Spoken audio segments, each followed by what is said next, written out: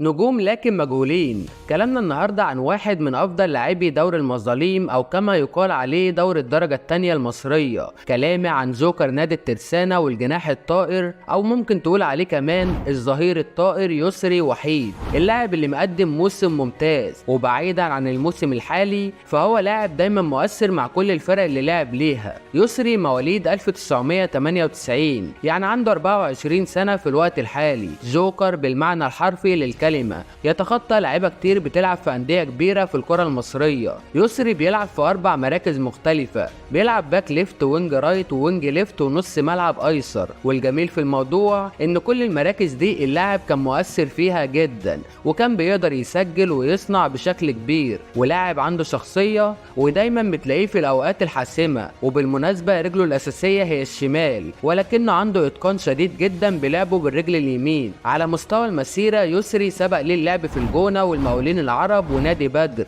وانتقل الى الترسانة في بداية موسم 22-23، وكان قبلها بيلعب في جمهورية شبين. وعلشان اثبت لك جودة اللاعب والادوار اللي بيقدر يلعبها في الملعب، فهو لعب مع نادي بدر في خط الوسط، قدر يسجل 14 هدف، ومع شبين قدر يقودهم لصدارة المجموعة في أول موسم ليه، وكان إضافة عظيمة وقدم مستويات هايلة جدا. سجل مع نادي شبين 7 أهداف وصنع 8 أهداف، وكان لاعب مؤثر في أول موسم ليه زي ما قلت لك، وكان دايما بيظهر في المباريات الكبيرة. ومع الترسانة في خلال هذا الموسم لعب في 3 مراكز مختلفة، لعب وينج رايت وباك ليفت ونص ملعب أيسر. خلال هذا الموسم قدر يسجل 5 أهداف وصنع 13 هدف، ودي ارقام ممتازه تدل ان اللاعب مميز جدا في صناعه اللعب في مراكز مختلفه. كمان لاعب دايما بيديك 8 من 10، ودايما مستواه ما شاء الله عليه فارق مع اي فريق بيلعب فيه، واضافه كبيره لاي فريق انضم ليه الفترات الاخيره. تعال بقى ننتقل دلوقتي لابرز مميزات اللاعب، وهثبت لك ان اللاعب ده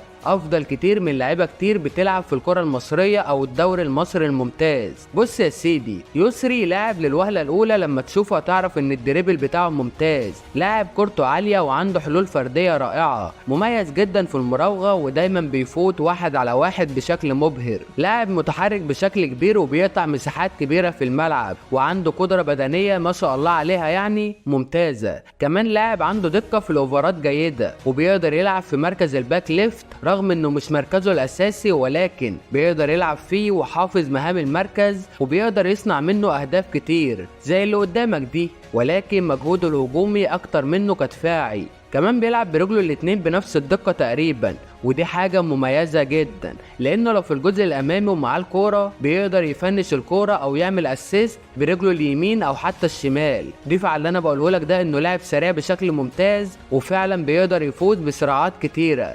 على المستوى الدفاعي ممكن يكون مش اللاعب السوبر، ولكنه لاعب مقاتل وما بيبخلش ابدا انه يضغط ويستخلص الكوره. الخلاصه ان احنا عندنا مواهب كتير جدا في دوري الدرجه الثانيه، ولكن مفيش اي اشاده بيهم لانهم في المظاليم، ويسري وحيد واحد منهم. اللاعب اللي انا بشوف انه مميز جدا، ولاعب عنده حلول فرديه رائعه، وبيقدر يلعب في اكتر من مركز بكل اتقان، واتوقع له انه الفترات القادمه يلعب في الممتاز، وبعد 3 سنين من دلوقتي يكون في منتخب مصر باذن الله، بس بشرط يمشي على هامش التطور اللي هو فيه ده ويقدم نفس الارقام. اخيرا انا خلصت كلامي، اتمنى قبل ما تقفل الحلقه تقول لي رايك في اللاعب، وتقول لي هل هو افضل من اللاعبين في الممتاز ولا انت شايف ايه، وتقول لي اللاعب ده لو انضم للدوري الممتاز شايف طريقه لعبه مناسبه لانهي فريق. واتمنى قبل ما تقفل الحلقه يا ريت توحد الله لا اله الا الله، وتصلي على سيدنا محمد عليه افضل الصلاه والسلام، واعمل لايك للفيديو وسبسكرايب للقناه لو مش عامل، وفعل زر الجرس علشان يجيلك تنبيه بكل الحلقات الجديده.